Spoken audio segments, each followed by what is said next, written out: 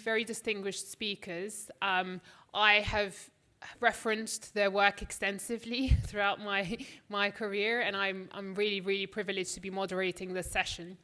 So I'm not going to give you their full bios because they are available in the booklet for the conference, and they've got quite extensive bios. It will take a long time for me to go through them. So I'm going to introduce each one of them very briefly. And then we're going to go through a round of presentations around how do you achieve that nexus between research and practice? How can it impact humanitarian and development work more concretely? And then following that, we will open the floor for Q&A. So please do, take down notes of your questions as we go along. So let me start off with Antonio de Lauri, who is the research director at the Christian Michelsen Institute in Norway and the president of the International Humanitarian Studies Association.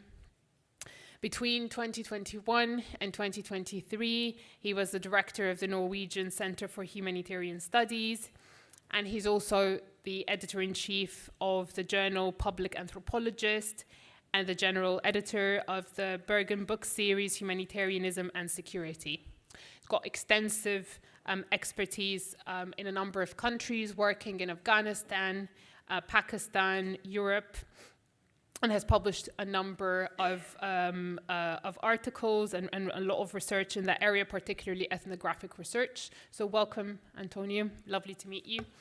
And then Dr. Khaled Sirehi, or Khaled Sirehi, who is the Director General of the International Center for Research and Studies, Nader, General Supervisor of the Scientific Center for Teaching the Quran and Sunnah in Jeddah, and an expert in the principles of Islamic jurisprudence and non-profit sector management.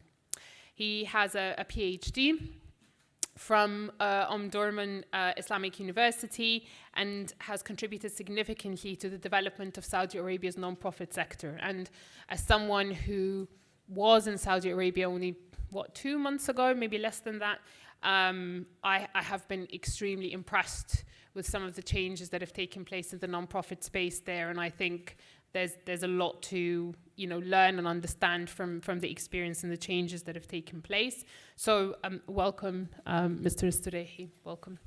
And then of course Nader Kabbani, who's a senior fellow and director of research at the Middle East Council on Global Affairs, and a research fellow with the Economic Research Forum in Cairo. Kabbani has over 20 years of experience in development research and practice. I think we met in Cairo about more than 20 years ago, so it's probably more than 20 years. Okay. He previously held multiple roles, including Director of Research at Brookings Doha Center, Senior Fellow in the Global Economy and Development Program, and non-resident Senior Fellow in the Foreign Policy Program at the Brookings Institute in Washington, D.C., and he's also served as a Director of Policy and Research at Silatec and was the founding director of the Syrian Development Research Center. So I'll stop there. As I said, bios are really, really rich and very impressive. And I will ask my speakers to go to the podium if they've got a PowerPoint presentation. If not, please feel free to share your remarks. Shall we start off with Antonio? Would you like to go first? Over to you.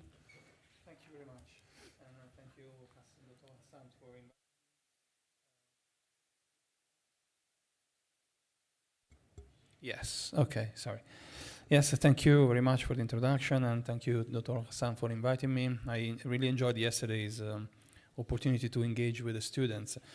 And today, I had actually prepared a presentation, but the good thing of being in the second panel rather than the first is that you can be inspired by the first. So I changed it, and I will rather share my notes with you, and so bear with the incoherence of my brief comment. So I first wanted to, of course, address the issue of the different temporalities of research and humanitarian action. So this is a distinction that is important always to remark, because humanitarian action is mobilized by the urge to act now and immediately, whereas research has a different kind of temporal configuration. And so I will try to develop this idea by talking about humanitarian diplomacy and humanitarian negotiations, an area of research that I've been covering for some time now. And I start from two examples from my fieldwork research in Afghanistan. The first one is the experience of a well-known international organization based with a headquarters in Geneva, but with a global ramifications that a few years ago was contacted by the Taliban in Kabul with the offer of helping them to cut the hands of their prisoners. In this way, the organization would have saved lives because the Taliban would have done it anyway, but not with a surgical intervention. And in reciprocity, the Taliban would give access to their own prisoners to this organization. So since access to Taliban prisoners has been always very difficult, and this organization had been in dialogue with the Taliban for an extended period of time, those who received the offer were very interested. And they discussed in the office in Kabul, and then they brought the discussion to Geneva, right? So it became a thing within the organization to discuss should we accept it or not. Eventually, they decided not to accept because the medical doctors in the organization said we can't do surgery without a medical reason. So this is a compromise we can't accept. But it was a good example for the organization to test and to question what's the red line that they are not willing to cross. The second example is very different. After 2001 with the invasion, the U.S.-led invasion, and the so-called reconstruction process of Afghanistan, a particular sphere of intervention was the legal reconstruction of the country. And here several countries had the lead role to rebuild the tribunals, codifying the law, and so on. And in 2004, it was promulgated the Criminal Procedure Code, basically reworked by several external donors. As I was in Kabul in 2005, talking with the prosecutors, police officers, and judges, they told me that it was impossible for them to use the code. And simply because during the codification process, no expert of Islamic law was involved and no expert of customary Afghan law was involved. So the code was basically inapplicable to the contest. So these two examples show areas where the collaboration between research and action can be fruitful. In the first case, in the idea of identify what are the red lines that cannot cross and what are the politics of negotiation that are encouraged and not encouraged, incentivized or not, and so on. This can be, of course, the result not only of contingency on the field, but of long-term process of reflection on the values of the institutions, the urgency of certain kind of interventions. And for instance, we've been working on these things with the Center on Competence of Humanitarian Negotiations in Geneva, that they have even published a booklet, a handbook of how to conduct humanitarian negotiations based on the experience of frontline negotiators. The second, of course, is more kind of intuitive and is basically the fact that by engaging with the scholars and researchers, the code could have been much more effective, and I mean Afghan scholars and researchers in that case. So these two examples, in a way, are illustrative of the fact that humanitarian action and intervention always happen through the sphere of negotiation and diplomacy. And just to clarify the use of the terms, by humanitarian negotiation, I mean, that in normally humanitarian action is normally negotiated among different actors, including state authorities, armed groups, NGOs, international organizations, religious groups, and so on.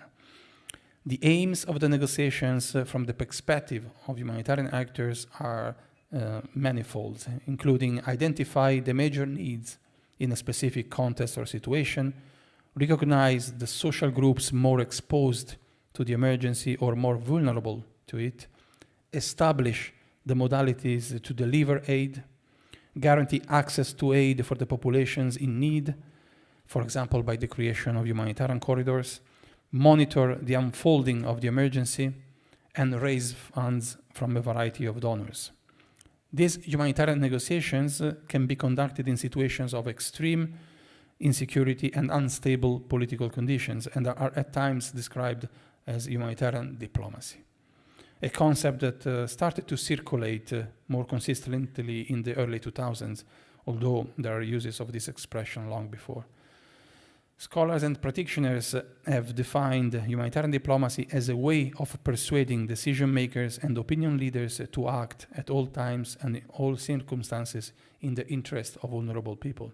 So, of course, a question when we talk about humanitarian diplomacy is it a contradiction in terms? Because humanitarianism is, in theory, mobilized by universal principles such as humanity, impartiality, independence, and so on, whereas diplomacy is the art of compromise. And I think the term humanitarian diplomacy is very important because it reveals the negotiated and compromised nature of all kind of humanitarian interventions. So there is no, as a matter of fact, humanitarian intervention that is not the result of a compromise. And this is very important, and it is also important to realize that this kind of a public awareness of humanitarianism as a compromise and negotiated action is very recent. Even a couple of decades ago, humanitarian organizations would have never publicly discussed the issue of humanitarian negotiations because it was something done behind the curtains. So nowadays there is more exposure and more also honesty in revealing what are the issues at stake. So then when we talk about bridging the gaps between research and humanitarian action, one priority is, of course, to find a common language. So a terrain where both researchers and practitioners can understand each other. And as an example of this kind of search for a common language, I can mention a dictionary that we published in 2020 entitled Humanitarianism Keywords, where we, with the contribution of 52 authors, both practitioners and researchers, we, I think, identified 153 keywords used in the field of humanitarianism. And we had to stop there because the approach was a bottom-up approach. So after identifying some of obvious keywords, I asked people to, contribute with, keywords that they thought were useful, but at a certain point it was going in all direction.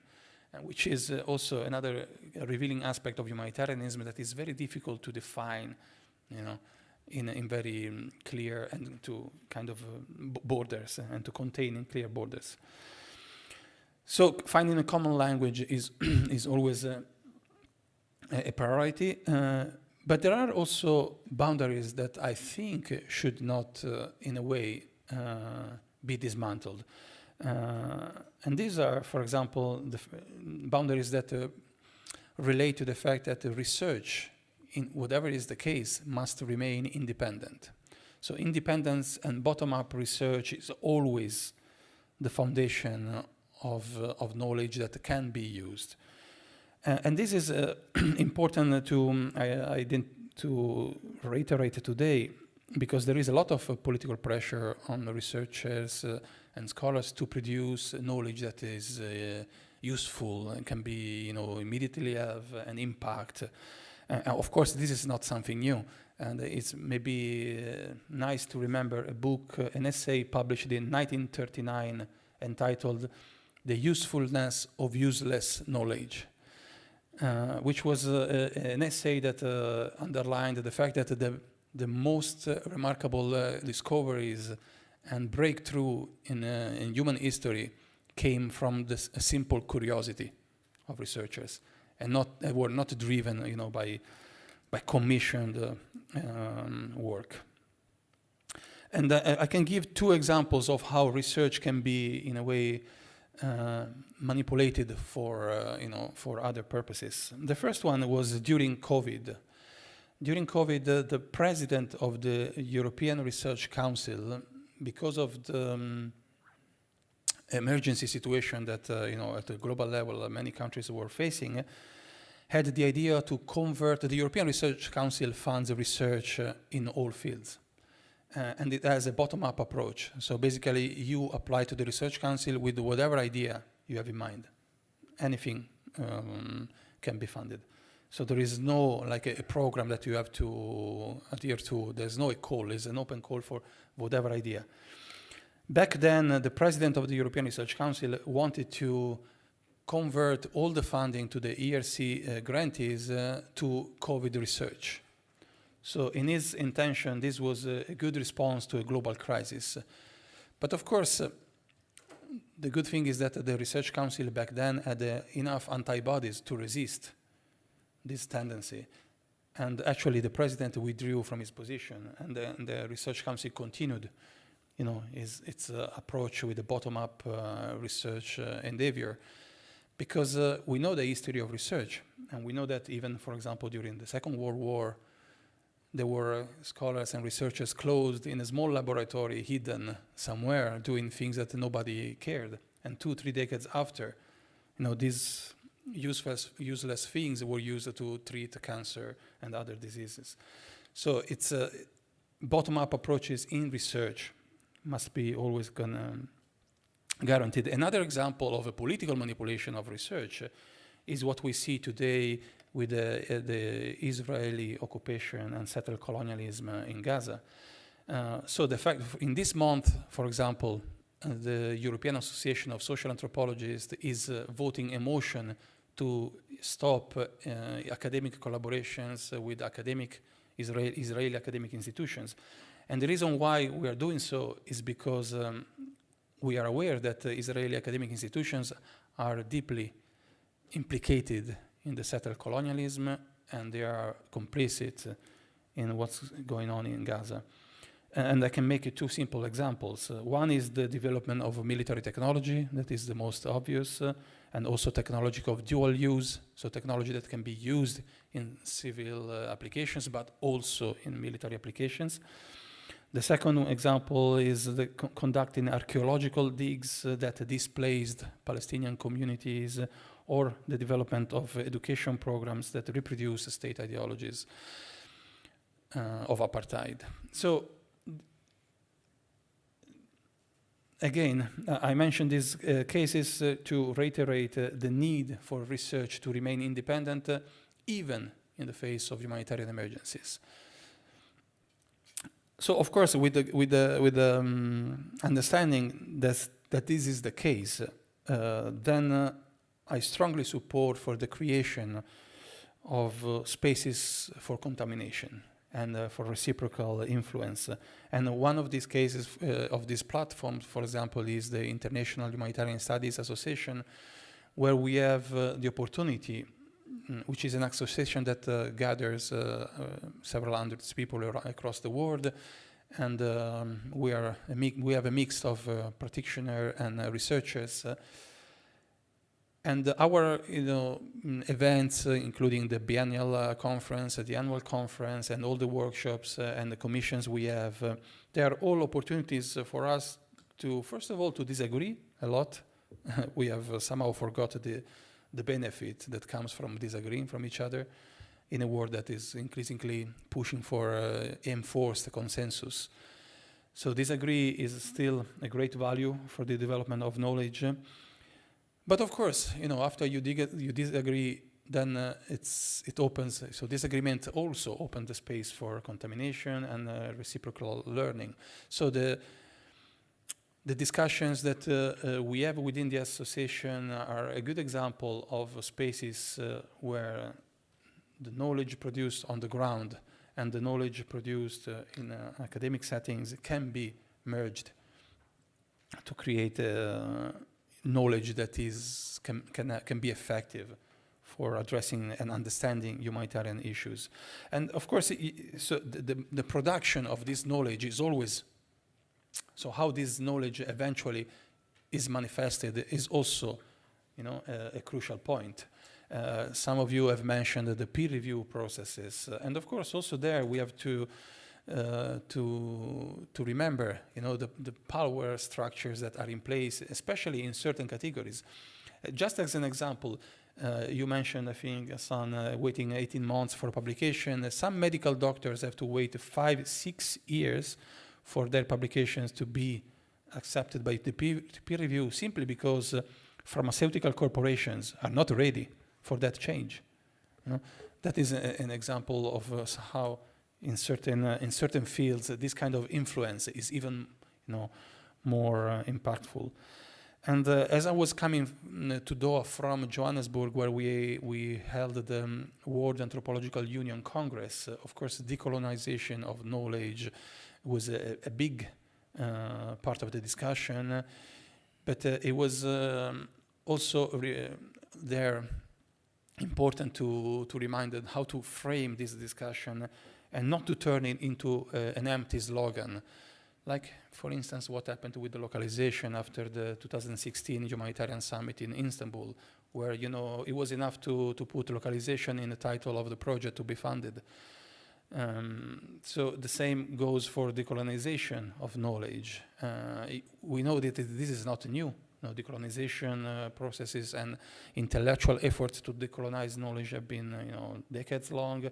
In the 60s, 70s, and 80s, a lot was done by subaltern studies. But very often, for example, the result was, philosophical reflections by an elite of scholars that was more concerned with their theoretical efforts rather than political changes that was possible to be produced by giving access to the systems of knowledge, to unprivileged scholars. I will stop here. Thank you very much, Antonio. I think you've put forward a number of issues or areas that are worthy of investigating a little bit further. I think the first one was the different kind of temporal considerations that you associate with research versus humanitarian action, and how do you resolve that knotty issue? How do you sort that problem out when you need research to feed into humanitarian action, kind of the more operational research versus more academic, kind of intellectually driven type of questions? How do you bring those together? And you pointed out the importance of reflection on evidence, that, reflection is really important when it comes to having an impact on humanitarian action. Finding a common language, which I thought was also a very interesting point. How do we find the common language? Do we need to find a common language?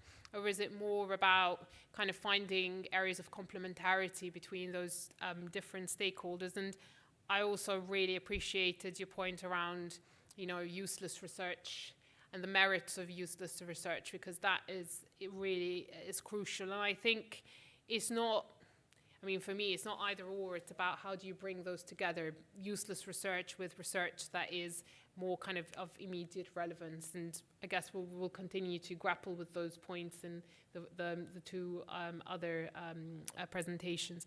Now, I'll hand over to Khaled Sirehi from the International Center for Research and Studies in Saudi Arabia to hear from him around their experience as an organization. Also, if you can reflect more broadly on the Saudi context, that would be great. Thank you.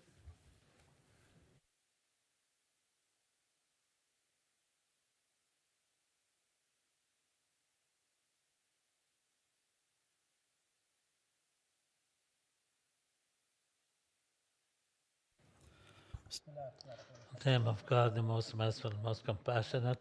All praise be to Allah, Lord of the universe, and blessings be upon his messenger. I would like to thank our colleague at the Center for Humanitarian Studies for organizing this event to provide us with the opportunity to find some practical, actionable steps maybe.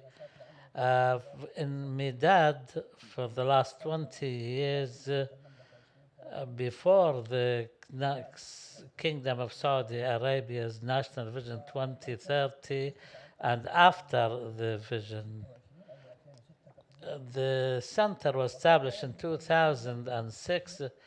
It was aimed to be a think tank to inform decision making at the charitable organization level, and here we determined who are the decision makers in the charitable work field, and by that, according to the Quran, any good deed you do to benefit humanity or the environment or plants or trees or animals, then it's considered as a charity, a charitable work.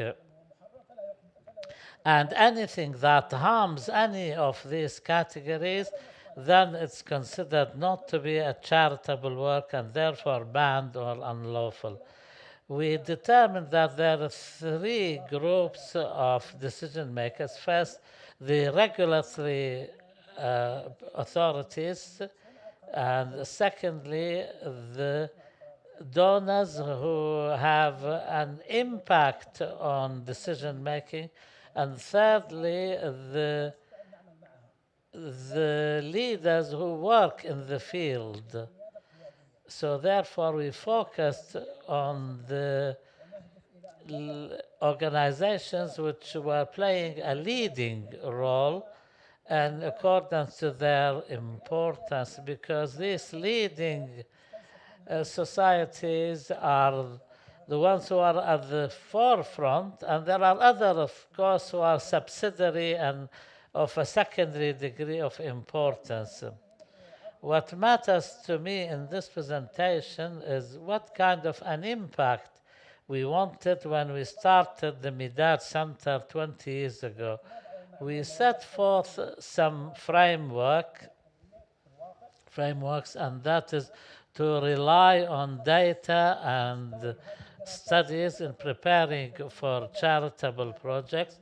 Also, building the specialized scientific knowledge for workers in the humanitarian field so that we can teach them something and they can convey that to others who work in their organizations, and also the quality development of these organizations, charitable organizations. We did not focus on strategic or administrative development, just the quality development. Also to work towards a more active role for the charitable sector in the stabilization of society, and also to benefit from both the public and private sectors in the world, and through also some legal discipline in the work of the charitable organizations. And we did that through scientific research and provision of data. We conducted more than 209 researches. There are some research papers that we do and we sponsor and we pay for, and we submit them to the decision makers. And there are others who we are asked to do, and we conduct them on request. And there are the others who are complementary to both these two types. So it's important for us to focus on the decision makers, to provide them with papers that we produce and papers they request, and also through continuous discussion between the decision makers and the workers in the field and the center itself. And this was part of what we've done. when we encourage the excellence in the working of this organization through giving awards and other activities. These are some of our products. They are available on our website. Through the surveys we conducted, we realized that more than 170 organizations consider it important to have specialized research centers. They also want professionals. The the field requires professionals, not academicians as such.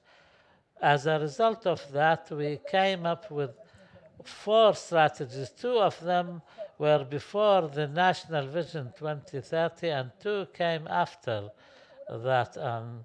The first was building awareness and awareness raising of the importance of data and research papers and their impact on decision making.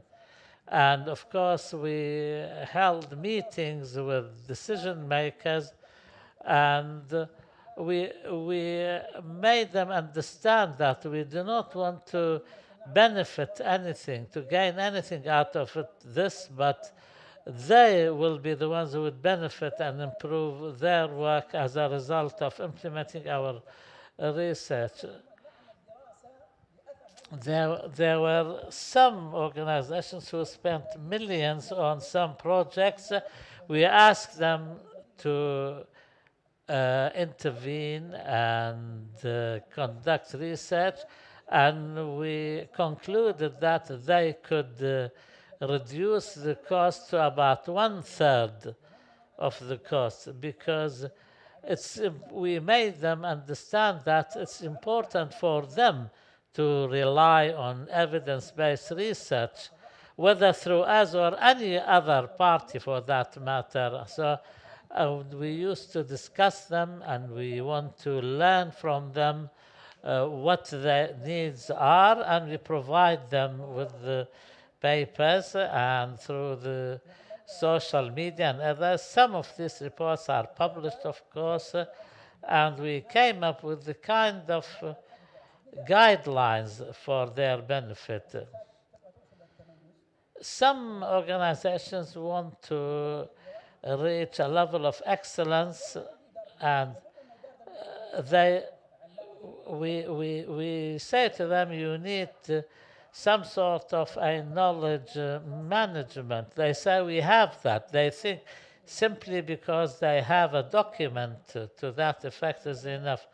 But we ask them, do you have research? Do you have these guidelines which are based or evidence-based research? They say no, so we try to help them. Awareness is a problem, really, we face, and how to convince decision makers is a problem. Also, capacity building when it comes to research capacity building.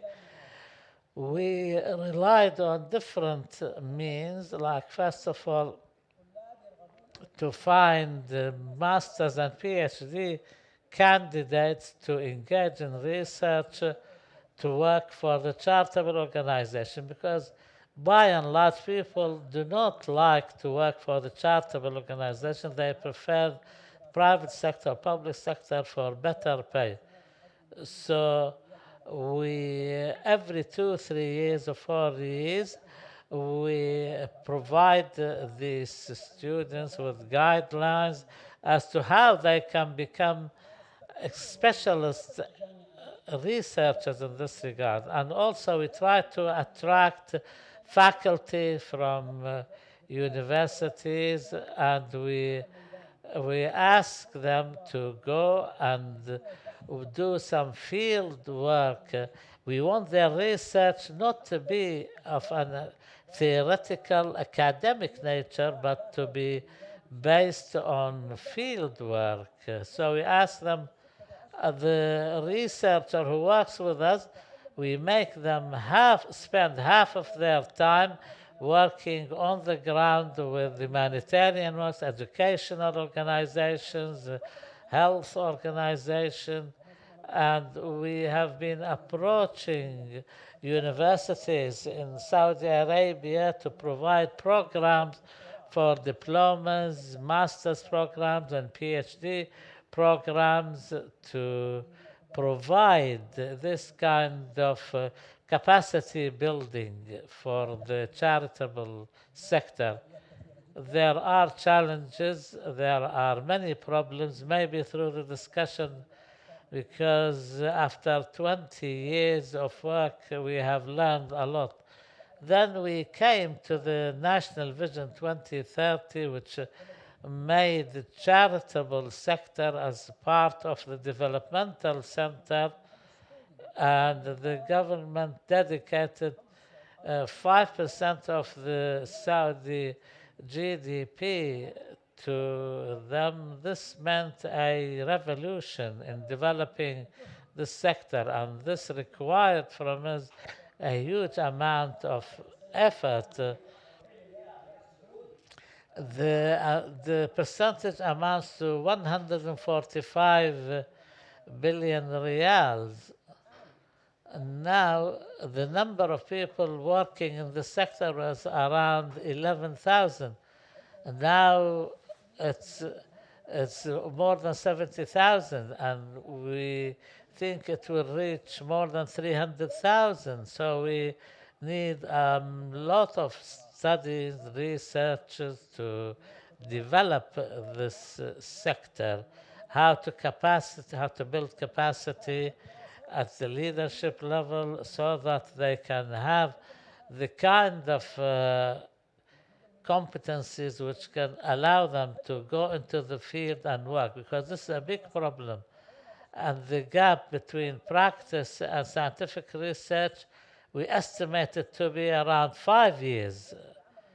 Because when the person goes to the field and the time it's needed to come up with the first research will be 5 years. This is a big problem. We want to narrow it down to 1 year or less.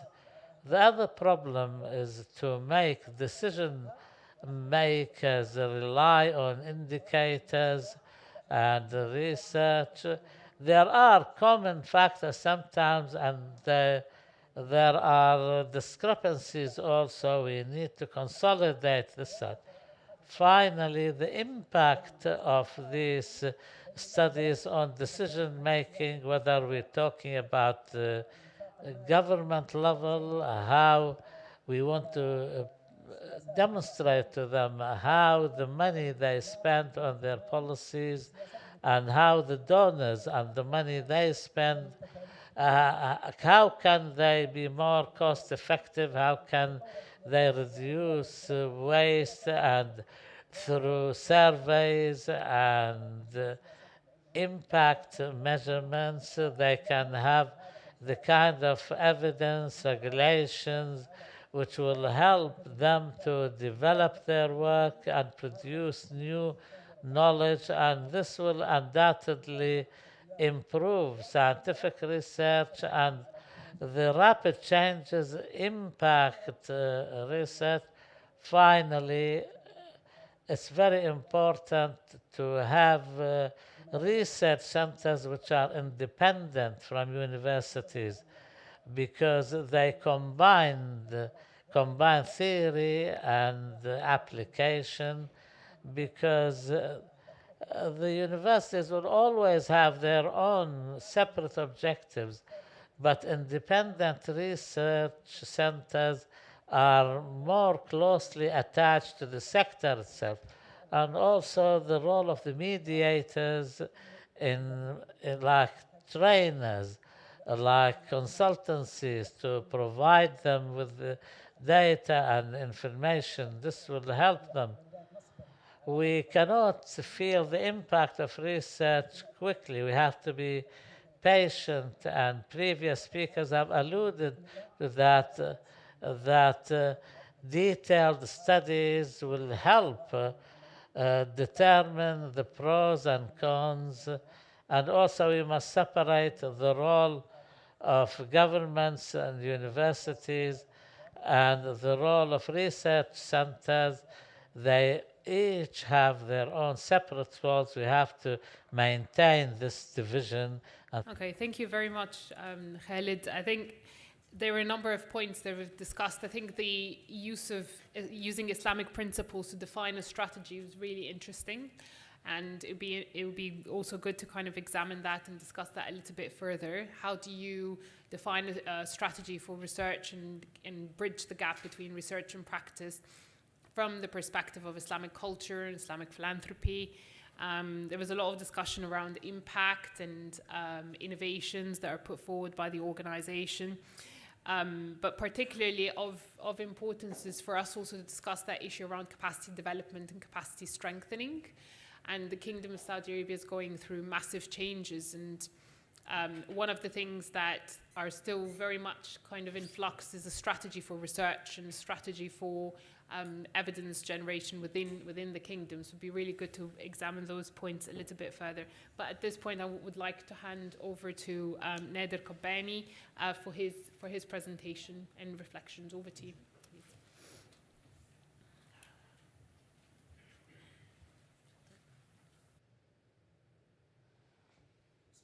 In the name of God, most gracious, most merciful, دعوني أبدأ and the entire team at the Center for Conflict and Humanitarian Studies for inviting me to be part of this excellent conference and wonderful panel. And I guess mine, oh, wait a minute. Something is supposed to happen.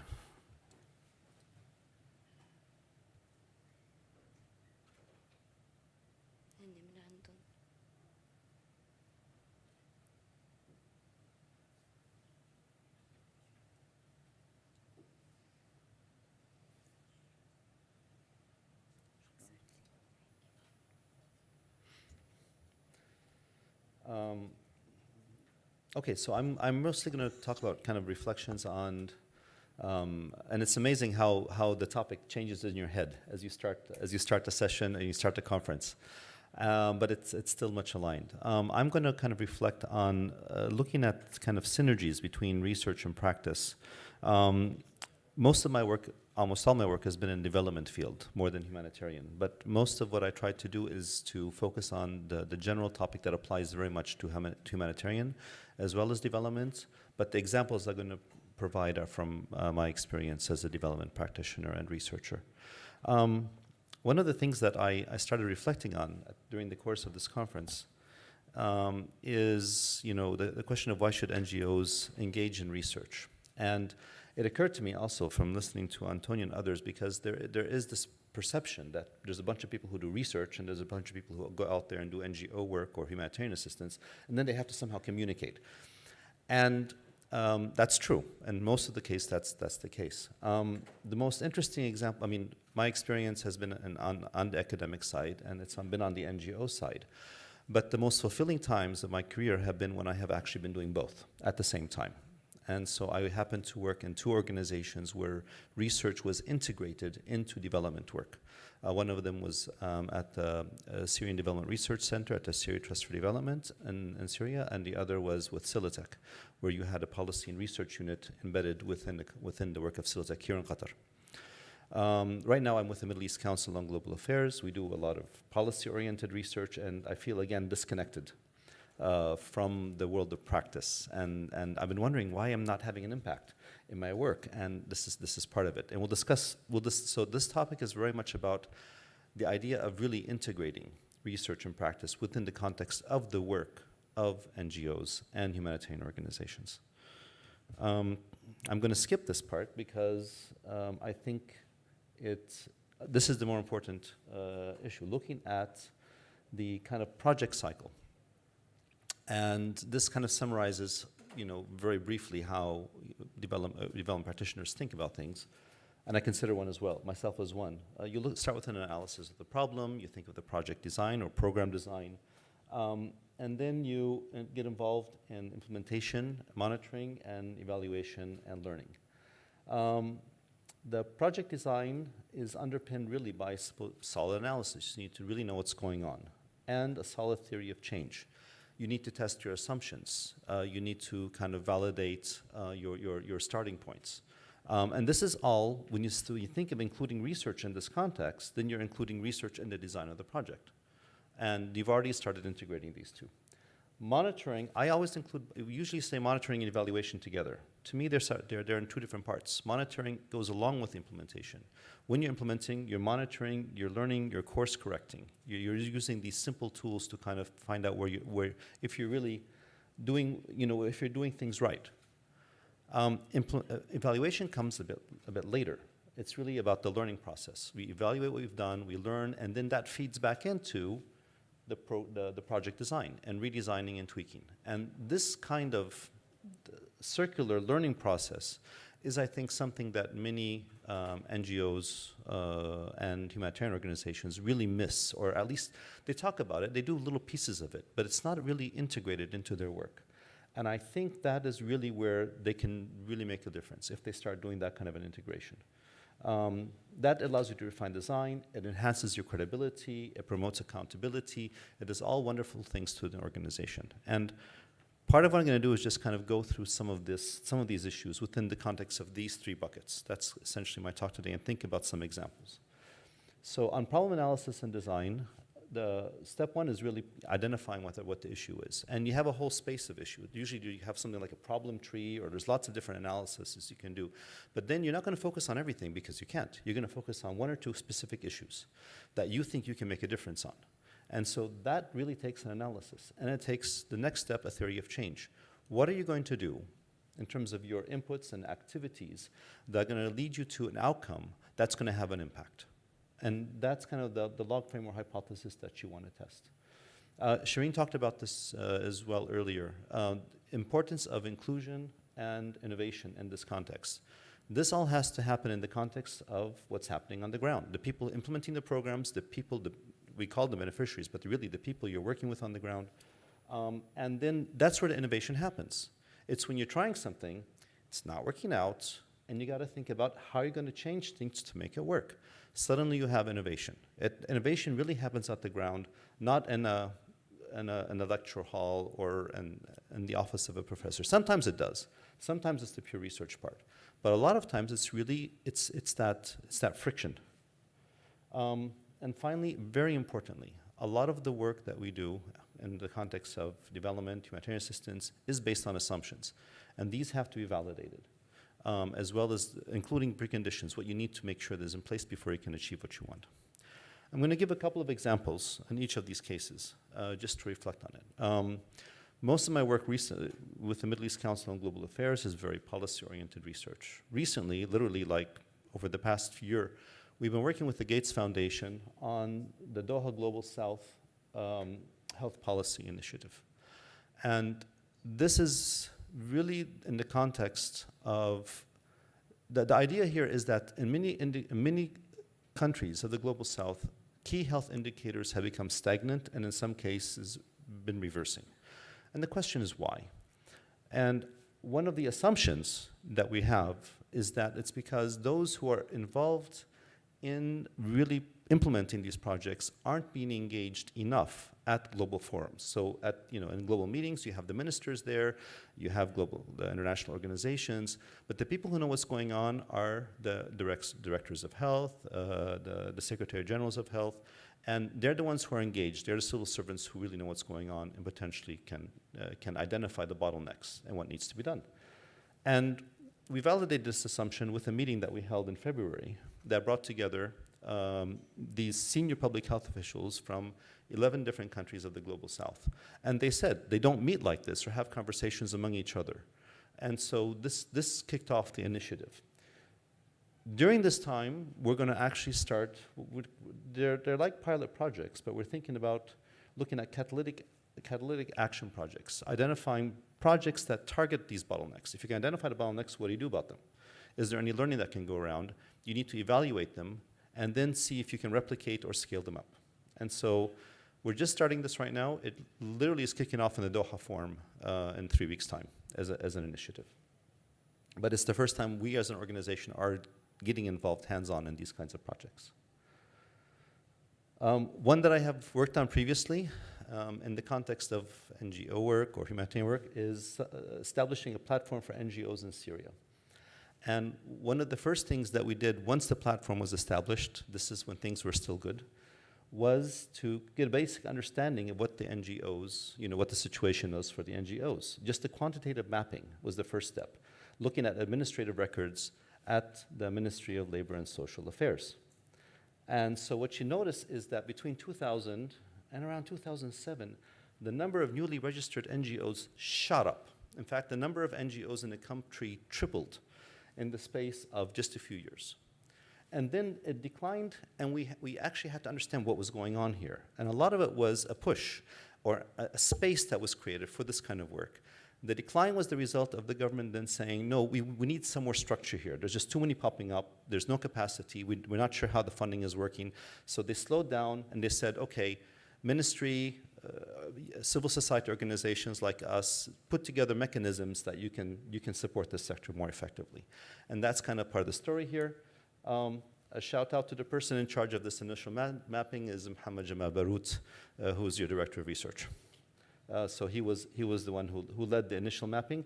This was then used to do an actual survey of all NGOs in Syria to find out what the resources are, the bottlenecks are, their priorities. All this was being done in early 2011 as things were getting worse. In the end, that information wasn't used to establish the network, unfortunately, because things fell apart in the country. But it was used for the UNDP and other organizations that were trying to figure out who was doing what across the country, and then started supporting local development efforts, at least in the earlier stages of the conflict. So the information was still put to use. The project, by the way, was with the UNDP as a joint project. Looking at issues of implementation that we talked about, that were very important. So monitoring to me is very much about implementation. You have inputs to activities to outputs, but and then we talk about evaluation in a bit, which is actually assessing to what extent you have impact. In the context of an organization like Silitech, looking at, it's kind of like a results chain. You have budget and staff, looking at loans for startups, for young people who are starting businesses. You give a startup loan, and then you have a youth receiving the loans. Usually organizations stop at that. We give several loans, and this is the number of people who are the beneficiaries and everything. But no, that's not enough. You really need to know where the loans have gone. To what extent have they helped sustain the enterprises? To what extent have they created jobs? To what extent have they improved the lives of people? That's all on the evaluation side.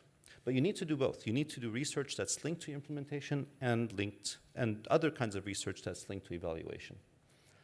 On the implementation side, one of the really interesting projects that we did at Silitech was with Riyadh, which is kind of like QDB for Oman, and it supports entrepreneurship in Oman. We started up an entrepreneurship observatory.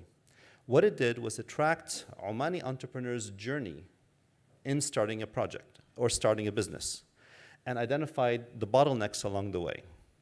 That information was then fed into a steering committee made up of representatives of various ministries who would be able to support entrepreneurs in their journey. And that information then was fed into the ministries about the different policies that needed to be changed so that that journey becomes smoother. Or sometimes if an entrepreneur found a workaround, some way, mechanism for getting around the policy, is there some way to institutionalize that workaround that would make sense? And so this is, it's very detailed, but it's a mapping that we did from the project of that journey and kind of where things were. And we followed 50 Omani entrepreneurs as they did this and gathered information along the way. That is where implementation feeds into data, and the data then feeds into policy engagement and then tweaks things. So it's not, there's this time lag is heavily reduced because we're talking about weeks, not years. Another interesting case in the context of Syria was looking at, we were really interested in using resources available at the community level in terms of helping build community development. This started off with a project looking at the Damascus Road in a village, Damascus Rose in a village called Mrah. And it helped them essentially improve their output by using water harvesting. They essentially, in other techniques, they doubled their output annually. Then instead of just sending the roses to the market, they actually, we helped them in terms of production, soaps, essential oils, other things within the village itself. This was with a grant from the EU that got us started. The project actually is sustainable. It's still ongoing today after all this time. We tried to do the same thing next with the issue of silk. Silk was such an important industry in the region 100 years ago. Syria and Lebanon together's production of silk was, if you can believe the number, really, it's like 5,000 tons per year. Migration used to happen based on the cyclicality of the silk industry. By 1998 in Syria, it was down to 40 tons. By 2007, 2,000. So part of what we did was we looked at some of the factors behind this, and we thought it would be government policy. Actually, government policy did play a part, but that wasn't a major one. A lot of it was social norms and social inertia. For example, one of the way they do this right now in terms of silk is they do the silk, they introduce the silkworms to the mulberry leaves to get the cocoons in the living rooms of the houses, and that's still done in the living rooms. So people didn't want to keep their living rooms empty for the silk production for a couple of months, and so they stopped doing this. Okay, as a development practitioner, you're like, well, maybe we can help them build sheds outside the house that would allow them then to continue the practice without disrupting their lives. Simple solutions, by the way. We found many of these cases oftentimes have these little simple ideas. We never got a chance to test this out. This was really, it started really in around, again, 2011 when we started to think about expanding this project. I don't want to go into much on evaluation and the technical stuff, but here's where I want to say evaluation. When you talk about monitoring and thinking, you can bring people in, you can have a conversation, you can do it as an NGO or a humanitarian organization. Once you get to evaluation, you really need specialists because there are issues involved in evaluation. You can't just look at something over time because you have no idea if what you're if this is the dotted line is what could have happened versus what did happen. It could have been, things could have been steady, they could have improved, they could have gotten worse. And so you really don't know what your impact is unless you have a very strong evaluation design. Same thing if you don't look simply over time, you compare two different groups of people. You don't know if the second group of people would have been similar to the people you're working with, or would their situation would have been better, or that would have been worse. So there are statistical techniques that you have to use to make sure that you're really assessing impact properly. So my one word of caution is when you start getting into evaluation stuff, you really do need to have expertise and specialists who work on this. We did this in the context of Syria, in the context of an ILO program called Know About Business. It started off as a pilot and then was expanded to all the vocational secondary schools in the country. One of the evaluations that we did found, in fact, that interest in thinking about starting a business or starting a business did improve 6 months after people were involved in the course. And this is in the context of a socialist country where people didn't think about starting a business, they wanted government jobs. So this was what we call not an actual outcome, it's more like an intermediate outcome. People's attitudes have changed or their perceptions have changed. We don't know if that's translated into behavioral change yet. I don't want to spend, how much time do I have to kind of talk? We're getting close? 2 minutes, okay. So reflecting on these things, this kind of summarizes some of these ideas. I tried to summarize them here. Research, you can do it throughout the project program cycle. I don't think of research really as separate. I think of things that you can do throughout. The key issue, of course, is you have to find researchers who are willing to work with you throughout and to publish things throughout, because for a researcher, at the end of the day, they need to publish their stuff in a journal, preferably in a journal. It needs to go through peer review. So to some extent, you need to find people who are willing to kind of work with you and then take the cumulative experience and do something. One of the projects we did at Silatech, eventually, about 4 years later, was published in the American Economic Review. But the outcomes and the outputs from that project and the research were used immediately. And they made a big difference immediately within the organization. And that was the deal with the researchers involved. The second thing is it's about learning. This is why you do research. and it's a cycle. It doesn't end. It just continuously helps you continuously improve the process. And this is very important in the context of NGOs and nonprofits in the third sector, because there's no bottom line. Think of it this way. In the startup world, around half or more of the businesses fail within 5 years because they don't make profit. And if they don't make profit, they go out of business. In the nonprofit world, or the third sector, it just depends on how good we are at getting grants. How do we know whether we don't have a profit, bottom line? How do we know if it's working or not? You need to do the research. Otherwise, you really don't know if what you're doing is making an impact. And I've been in several cases where I thought projects were amazing, they're brilliant, and I could get grants for them because I could tell you the theory of change. And we do an impact evaluation, and we find out that the impact is effectively not there. And we have to say, okay, why? And then go back and think about how to adjust it. You need the buy-in. There needs to be close alignment. I would have used a different word. I'm trying to find the right word. Integration between kind of the researchers and the program staff, and make sure that they're kind of aligned in terms of what they're doing. It's not, these should be really brought as close together as possible. In fact, monitoring, I would say, responsibility is with program staff, whereas the evaluation is with the specialist, but you need both kind of to work together on this. And finally, if you do impact and evaluations and monitoring, keep things simple. Find out the key indicators that work for you. Don't try to find 200 indicators and try to cover everything. You'll get lost. Keep it simple, find out really what's important. That's the way you find out if the project is working, because you can focus on that.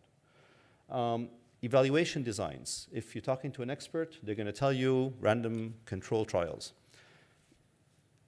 Sometimes you can do a lot with very simple evaluation tools that give you a lot of useful information, and then you can triangulate those results to give you something useful quickly. The minute you start talking about these more sophisticated methods, you're going into 2-3 years down the line, and it's not very useful sometimes. So you do want to do these at the right time, but you do these not at the beginning. You do these after you have really good feeling and you have lots of indicators that your program is working effectively. Then you bring in the experts to do the heavy evaluation. Finally, besides helping your organization learn, share your information with others. One of the things that I think that we've fallen short in the organizations I worked with, we didn't publish enough of the results. A lot of them stayed within the organizations internally. The motivation to publish was less because of the use. So that's the negative side of this. At the end of the day, you need to find a way of publishing and getting the information out. Thank you very much.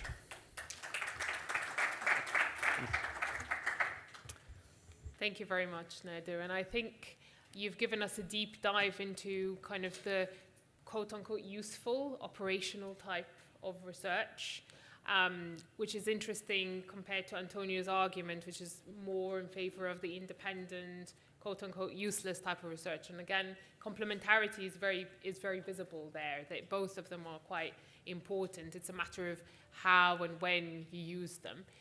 So at this point, maybe it would make sense for us to open the floor for questions. I've got a ton of questions, but I want to give the floor the opportunity first. Do you have any questions? Hassan, over to you. Can't hear you. Is there a microphone? Or? Yes, I think the microphone's coming to you right now. Thank you.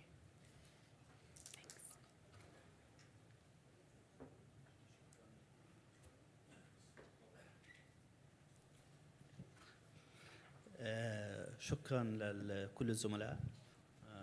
Thank you, Antonio. I have 3 questions. The presentations were excellent. I start with Dr. Khaled.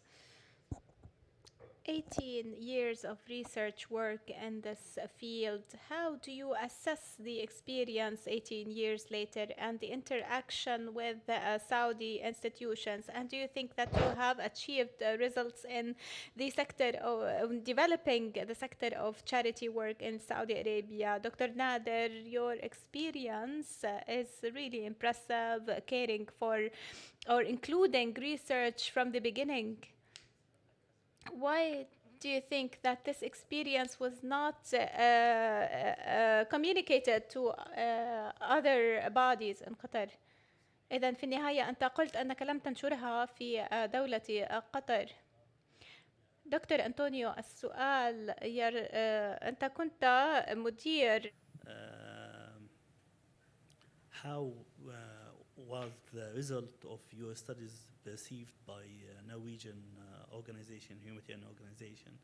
And do you think that you have in your center influenced the work of the Norwegian humanitarian organization?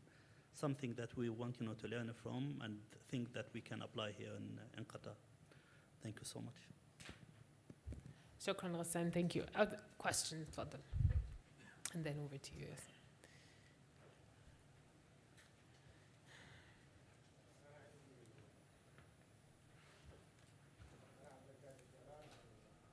من قطر الخيرية At Qatar Charity, and I'm an expert in relief work. I have a question for all the panel speakers. We need a practical example, an applied example of a research that was done, and this research was the results of this research was applied practically in developing programs or drafting new policies. Thank you.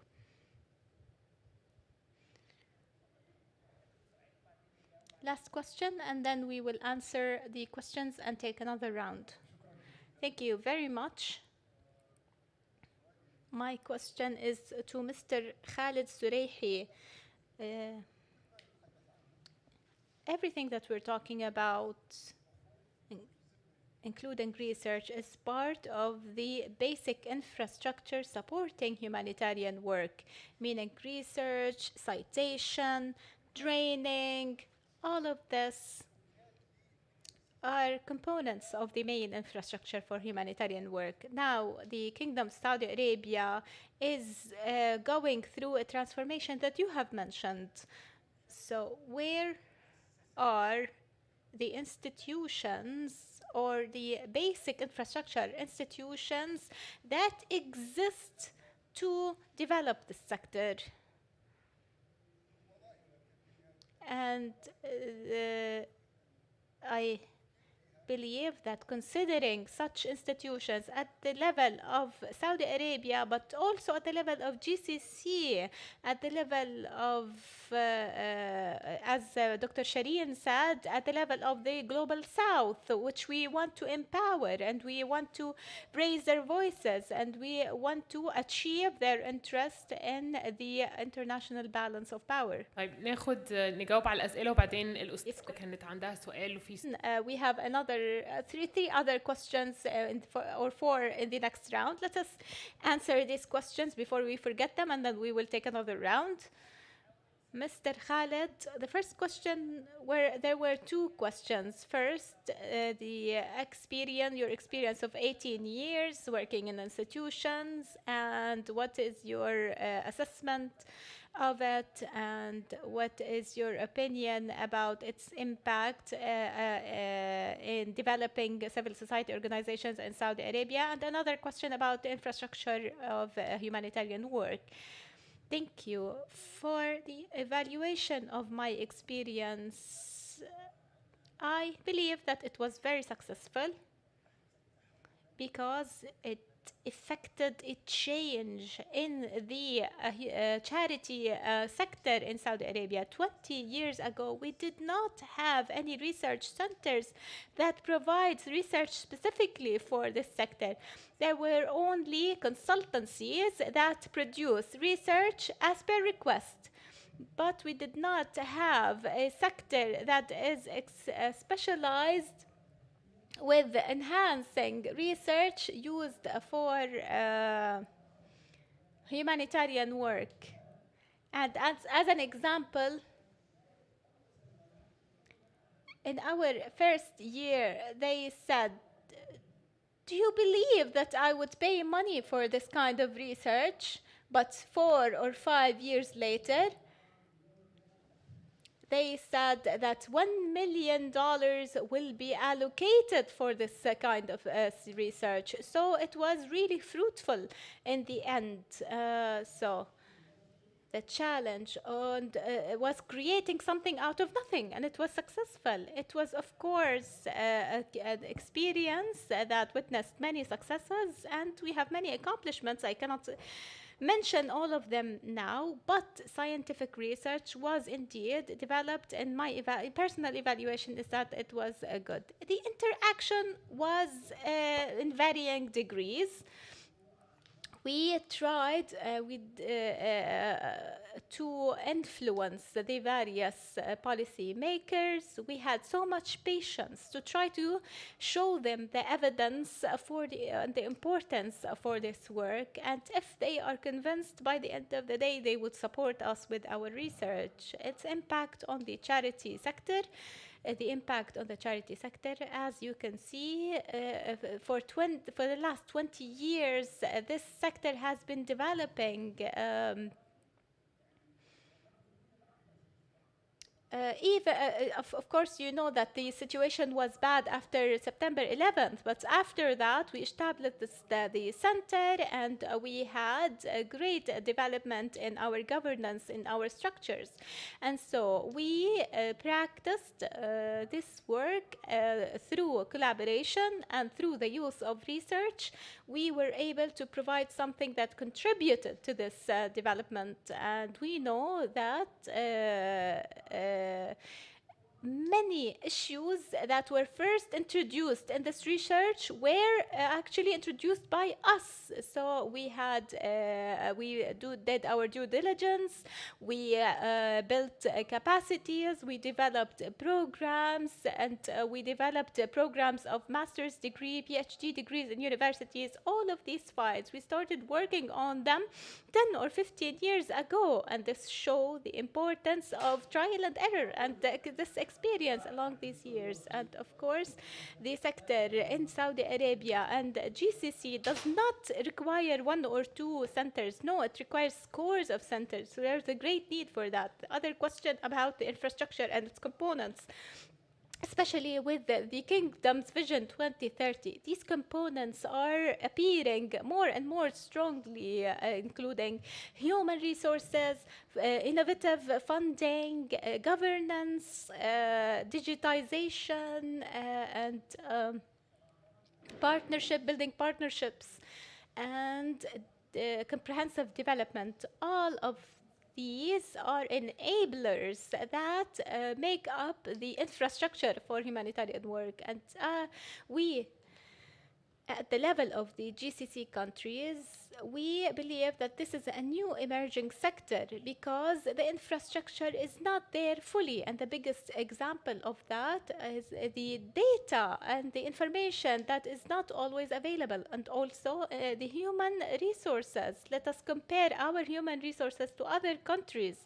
There are shortcomings, and also the number of institutions serving and catering for this sector, also policies, issues of governance, and consultancy companies and legal companies that have no awareness whatsoever of the sector. So the infrastructure of the sector needs to be developed and rebuilt, actually. And I claim that in Saudi Arabia, there is a huge amount of work on this infrastructure. However, we still need international expertise, and we need to employ them, because the indicators in the Kingdom's Vision 2030, we have 4 or 5 indicators. We need to focus on them, and everything related to these performance indicators is have been influential. Without the infrastructure, we cannot achieve these indicators, and this requires a great deal of work.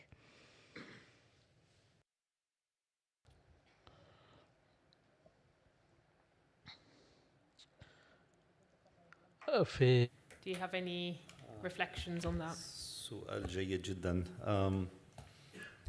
صرت كانت مؤسسة تعرفوا ما زالت مؤسسة معنية بربط الشباب في our organization is still concerned with linking the youth in the Arab countries.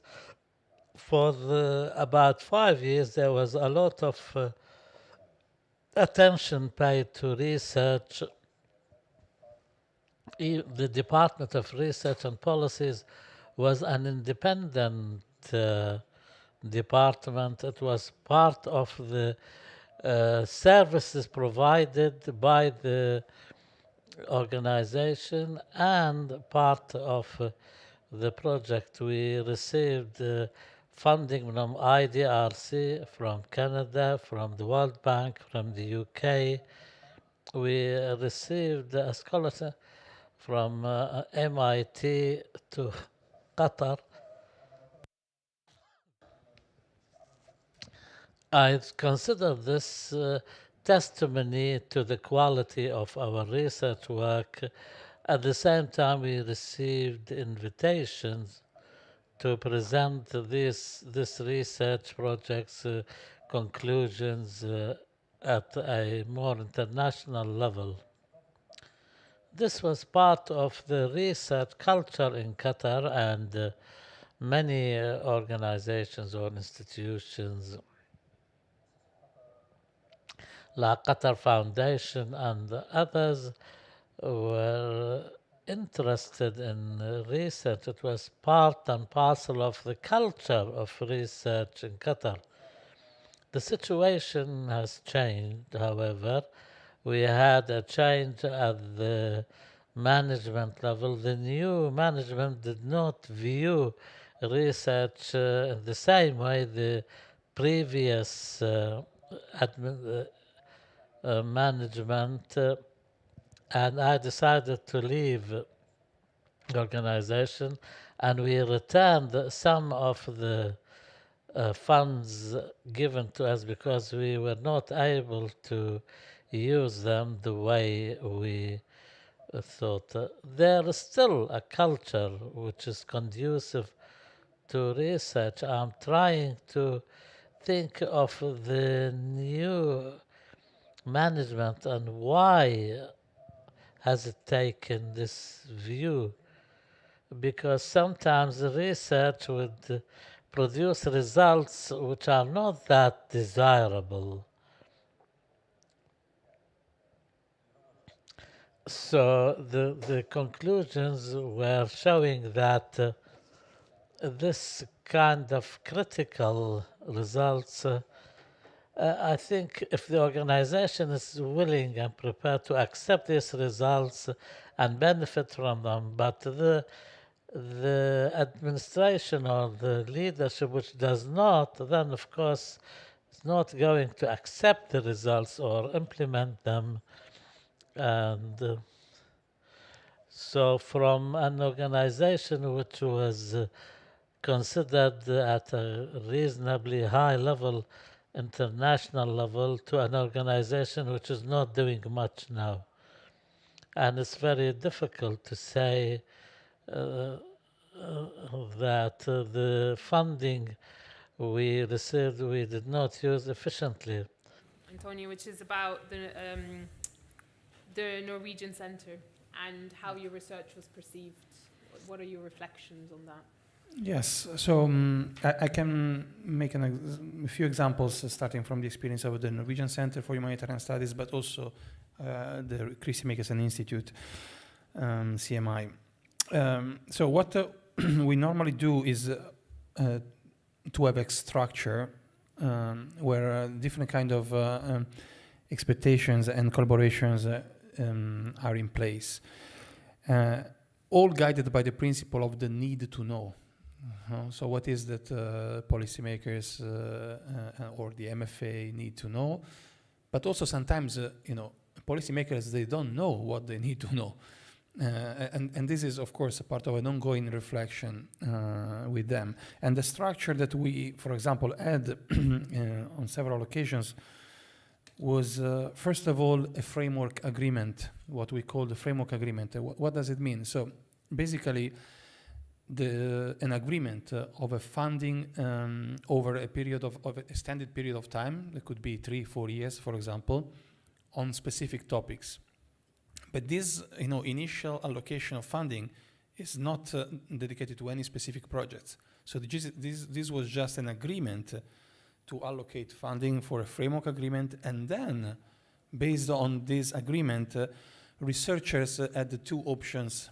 First, they could be approached themselves by the MFA, for example, the Ministry of Foreign Affairs, with because they know our expertise, and they say, okay, this is we want to do this in Afghanistan. What can you tell us? No? And this was one approach. The second one was to pitch. So the researcher would go there and say, I think this could be useful for you, for moving ahead with the program, for example, on food security or women's education, whatever. So there were these two possibilities. First of all, coming from them, or us pitching an idea and then developing the idea together with them. It is very uncommon that our first pitch is taken as it is, right? So, but that's a part of the dialogue. And then, of course, there was so also how to create the space for this kind of dialogues to be, to give some continuity and go beyond the level of contingency. So we created, for example, with the NCHS, the Norwegian Center for Humanitarian Studies, the policy seminars, where policymakers were the speakers, not researchers. So they were the speakers, and they could share, their kind of dilemmas and concerns, and also, the limits of their work. So in what kind of framework do they need to work, and what can and cannot do or say even. And then there was also the production of tailored and co-authored policy briefs. Tailored because, I mentioned the word tailored because the policy briefs is a very generic, term, and sometimes there are plenty policy briefs that still policymakers will never use. So the idea of a co-production of a policy brief goes directly into what they need. And again, part of this basic principle of the need to know. And we realized that this process over time created also the possibility for what you mentioned to digest undesirable results. So when there is such a collaboration that lasts over time and it is co-produced in terms of need to know, then of course the idea of a change in a program that is already implemented is kind of already intrinsic in what we are doing, right?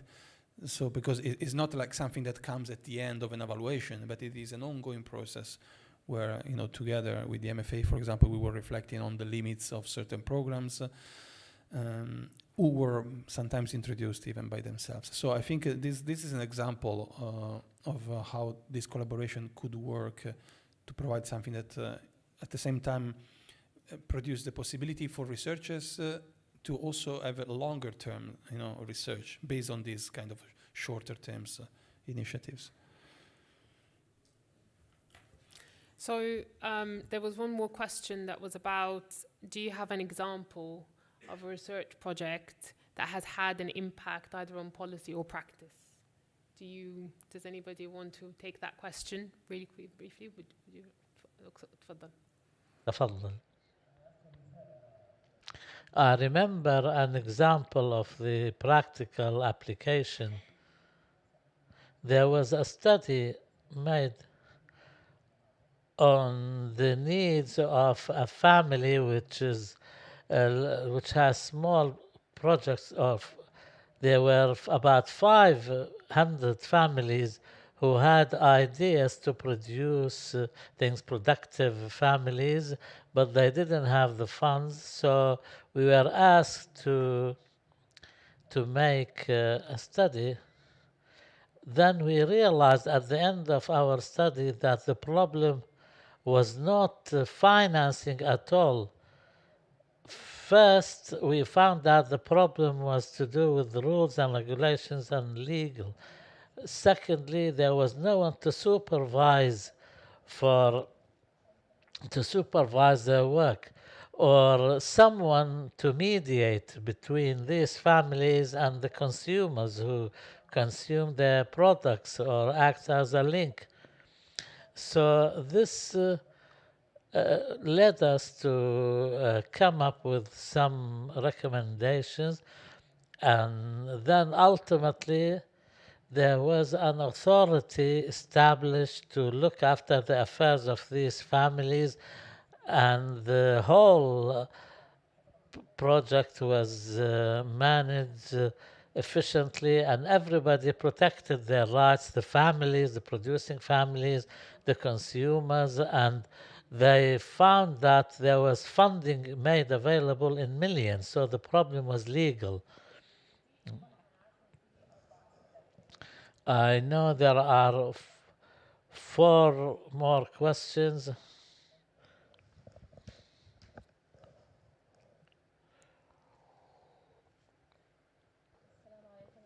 Assalamu alaikum. Thank you very much, Una Hidayah.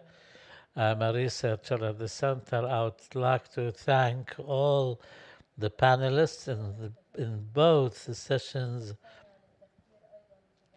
Very important visions and ideas which actually lead us to think maybe innovatively some of the problems who have been raised by the speakers and some of the attendees, and that is the gap between the time it takes for a research paper to be finalized and the urgent need for the decision makers who need really something to act on.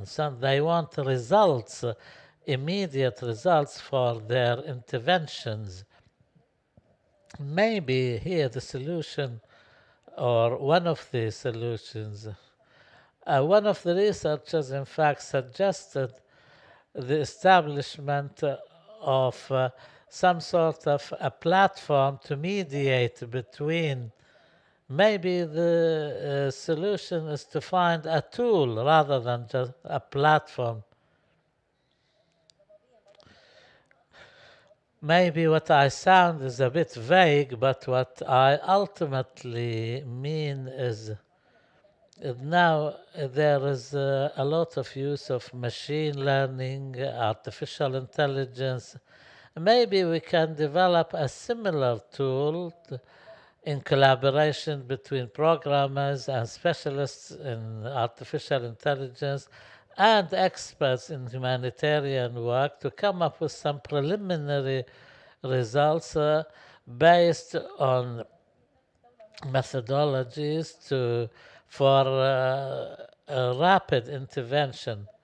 Maybe some countries have databases and this tool can be developed which can be activated immediately once a disaster happens. They can come up with preliminary results of a research which can be implemented in the field. Another point is related to the preparedness for disasters.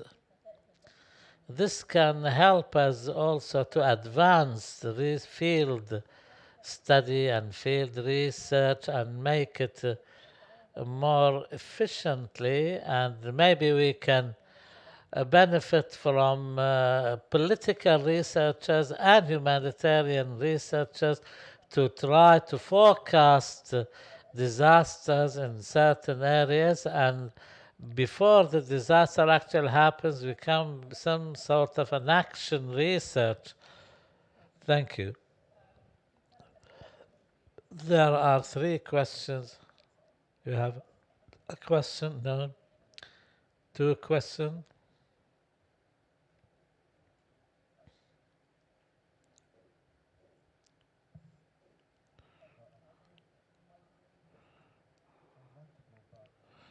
عودة إلى سؤال. Specifically in the context where we're in and half of our countries are in emergencies. I mean, as a provider for health, as Antonio mentioned, the humanitarian space is always a negotiated one, difficult one to negotiate space for assistance and delivery, including for research. How, in your experience, Antonio and colleagues, have you allowed or found that space? Because when you are a charitable organization from a country or representing a country, Islamic charitable organization as an example, a federation of the Red Crescent is different from an independent NGOs, specifically a local one, that do not have the power to give that space. And I see it across our region in many multiple where, I mean, the example of Syria that you gave and the cycle, I was there in 2015, and we have seen who were given the permission to operate or not. From an impartiality perspective, as humanitarian, trying to serve whoever is affected by humanitarian emergencies, I think preserving that space, including for research that sometimes will not be prioritized, I think is important. But I wanted to hear perhaps what has been the experiences in negotiating that space in research and also preserving some part of that independence, as you mentioned. Excellent, thank you. في سؤالين هناك questions أستاذ والأستاذة.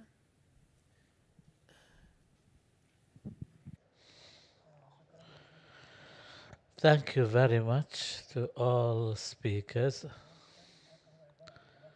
It's a comment on observation more than a question. Most NGOs maybe know this, that the activities they conduct can be at the heart of a scientific research, but they don't do that according to strict scientific methodologies. So the evaluations, they conduct these evaluations, but not in a scientific way. For example, context analysis, for example, in the countries they have interventions in. They conduct these studies, but they do not do them in a manner which is scientific and be of benefit to universities or academia. A stakeholders analysis also, this is done, but done in more traditional ways. So therefore, they lose the opportunity to benefit from that, to improve the quality of their work. So do you agree that these kind of studies, which are needed regularly to be the right entry point to enhance scientific research for charitable organizations, whether we are doing about evaluation, context analysis, need assessment, stakeholder analysis?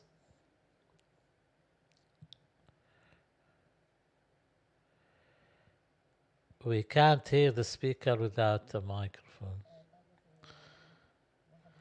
I'm a student at Doha Institute. My question is to all three panelists.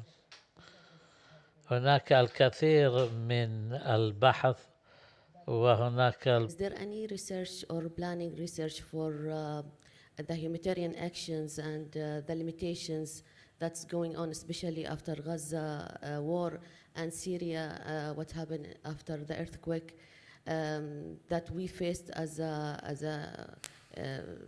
NGOs or as a humanitarian employees working on this field? Is there any research that we can develop our own principles or our own law that can serve the Middle East crisis, regardless what's going on or what's written in the international federations in the all? Because we saw the difference, how they've been treated Ukrainian and how we've been treated in the Middle East. So I really wish to have our own law and principles to serve our needs and our culture in Middle East. Okay, let's stop there.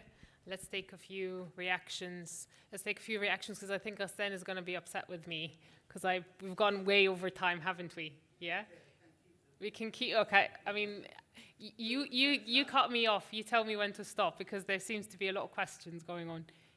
So let's have a round of reactions first from the panel. So, I mean, it really is for everyone on that temporal difference between research and practice, whether we can use artificial intelligence to help bridge that gap, whether we need like instead of an organization or an institution, an instrument that can help us kind of facilitate the connections better. Maybe Antonio, and then we can go and have just quick reactions. Yes, so very quickly, first of all, I don't think there are universal solutions or answers, so one solution, one fits for all. But one example that something that we have done is a database of experts where it is easy to find thematic and geographic expertise. And what we do is to provide desk consultancy. So it's very easy for organizations or policymakers to go through the database and if they need to know about something about food security in Somalia, they digit these keywords and they will find the experts that work on these things. And then they can contact the expert for desk consultancy, which is very fast, right? So this is a fast way to approach an expert who have been working on the issue for a long time, for short exchanges and collaborations. Yeah. Okay, thank you. Nader, do you have any reflections on that point? I think I'll give one example that I think addresses the temporal thing, because you can structure projects that give you feedback. I don't think they're separate.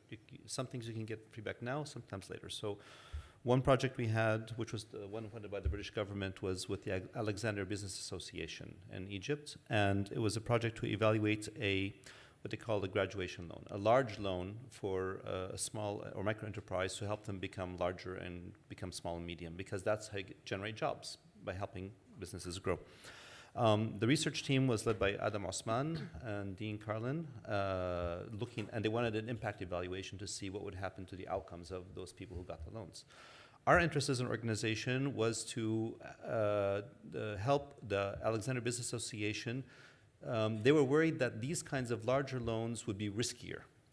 So our job was to help them to identify whether they in fact would be riskier. And that was a monitoring thing. And so what happened actually was, very quickly we found out that people were repaying the loans similar to repayment rates for the smaller ones. And in fact, they weren't any riskier from the perspective of the Alexander Business Association. And a seed fund that was a risk mitigation fund of $30,000 led them to increase the amount of funding for those projects by over $1 million. So 30,000 unlocked $1 million in additional funding, because now they felt that it wasn't that risky for them. 2 years later, the impact evaluation was finished, and they found positive effects even for the for the people who got those loans. That was on the outcome. So we were able to combine. They're not either or. You can actually have both. You use the data at different steps to be able to help you improve things immediately, and then to do the longer term one later on. I don't know where AI fits in this. To some extent, you have to go on the ground and figure things out, rather than rely on past efforts in some cases. So, but yeah, you can't have your cake and eat it too. Khaled, do you have any reflections? Khaled?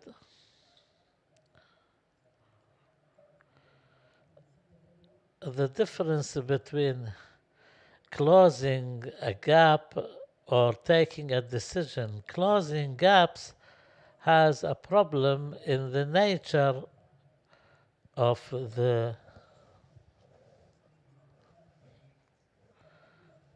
like for example, if there is a disaster, there's an earthquake, naturally there will be a gap.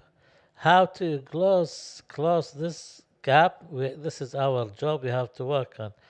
As for decision making, like Antonio and others colleagues have said, this depends on previous studies which can help take a quick decision in a short period of time.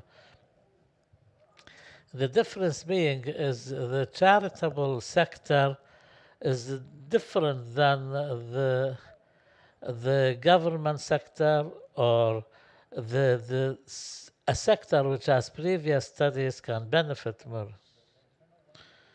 فيما يتعلق بالتقرير الداخلي لم ينشر. التقرير الخارجي نشر في American Economic Review. إذا بإمكانك أن تحصل على جودة، وبإمكانك أن تحصل على نشر في مجلة علمية رائدة. السؤال التالي. Yes. So, and of course, it is a big question, and I can give one example. That my institute was involved in. So, the Christian Michelson Institute, where I work, was one of the. Of course, this is a spectacular example. So, but it's kind of paradigmatic of the, of how certain situation can become complex, and there is a need to create this space. So my institute was one of the 3 independent institutes commissioned to do the evaluation of UNRWA. When allegations against UNRWA started to circulate from the Israeli government, a lot of Western governments stopped funding for UNRWA. So the UN commissioned 3 independent research institutes to do an evaluation of UNRWA, which of course implied, conducting research into, what UNRWA has done in the past, going through all the documents, making interviews with the staff and people, NGOs who have been collaborating with UNRWA, so quite a comprehensive work. The names of those, because of security reasons, because, it was a very politicized, commission work, and because of this kind of security concerns, the researchers, the identity of the researchers directly involved in the evaluation is confidential. But several of us at the institutes have been anyway targeted, by Zionist organizations and haters in social media, in the newspapers, even mainstream newspapers. So there, in these kind of situations, you need a clear political intention to guarantee the independence of the research institutes. And this is not the case nowadays in some countries, whereas it is in others, right? So we were kind of, I have to say, privileged to be in Norway. Norway has been providing us that kind of protection. The institute, when for example, I was individually targeted by these haters on social media, the institute provided, the support to deal with these things. But I have to say that in many contexts, researchers don't have, in Germany, Austria, the US, many other examples, the researchers, they don't have the opportunity of this kind of a political intention to protect the independence of researchers. So it is a big thing, especially nowadays, where I feel there is a shrinking of intellectual freedom and independence of research. Okay, thank you. Any other reflections on how do you negotiate space for independent research? I mean, one point of reflection I would say is that I think there are different pots of money, there are different pots of funding, and there are different types of research, and that those things can happen in parallel. The question sometimes is, how do you cultivate the appetite for that kind of research? How do you, create the opportunity yourself? And I think that within this region, the opportunities are slowly opening up. There is much stronger interest in building capacity for researchers, much more interest in building new evidence bases. How do you make the right level of collaborations in order to negotiate the space? I think is one of those areas where places like CHS over here and others will be really important. I think those are questions. The last question was about the Gaza situation and whether we need our own IHL rules or laws for the region and the double standards in terms of the international response. I think that was your question. Any reflections on, that was the point Salim, you addressed that you strongly believe that the problem is not with the law itself, it's not with international humanitarian law or international human rights law, it's with the application of the laws, the practice of the law itself. Is there a contradiction here in the panel that we need to have the region needs its own version of IHL?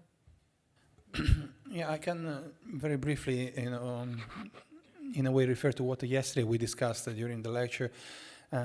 So the fact that it's very important what is happening also at the international level, that many actors, state actors, but also organizations, they are using international law and the international legal system to question, for example, and to put Israel into a context of accountability to some extent for what is possible.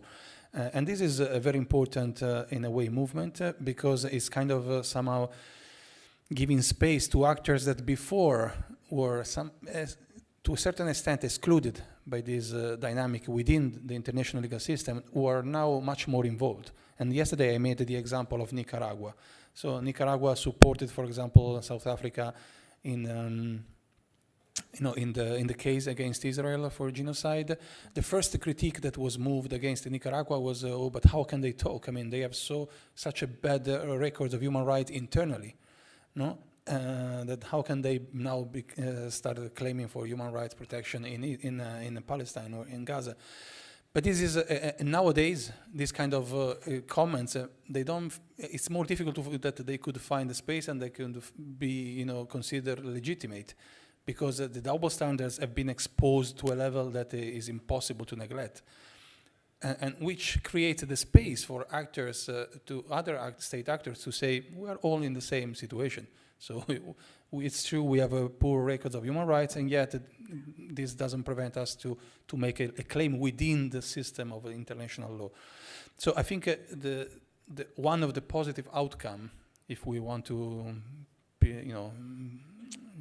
point at one of the very few positive things, is that the international legal system is opening, in a way, to actors that before was somehow excluded by the arrogance also of certain other more traditional state actors, that they somehow had the monopoly and over the international legal system. So I think this fragmentation and this opening could be used as an opportunity.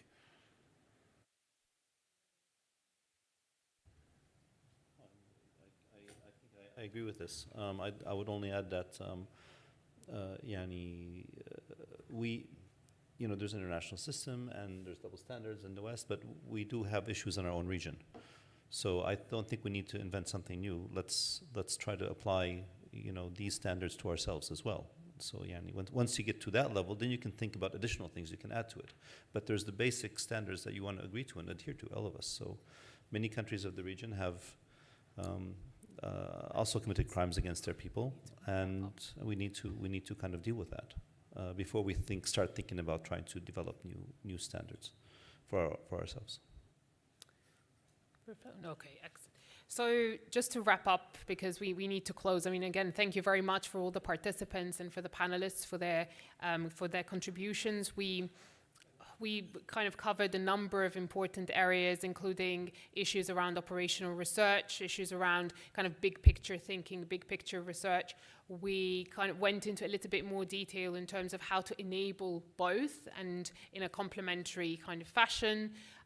There was discussion around the use of artificial intelligence, the role of donors and how donors fund one over the other. I think part of the problem or part of the puzzle is that people who are good at pitching are not necessarily good at writing like the more academic scholarly proposals, and vice versa. And somehow the donor landscape needs to kind of coalesce around key important issues that they would fund. But I do see the landscape changing. I see a lot more academics tapping into operational funding because they see the opportunities there. And I see a lot more on the kind of policy side, seeing the urgency of some of the big picture thinking to make sure that we are going in the right direction, because it is about direction setting.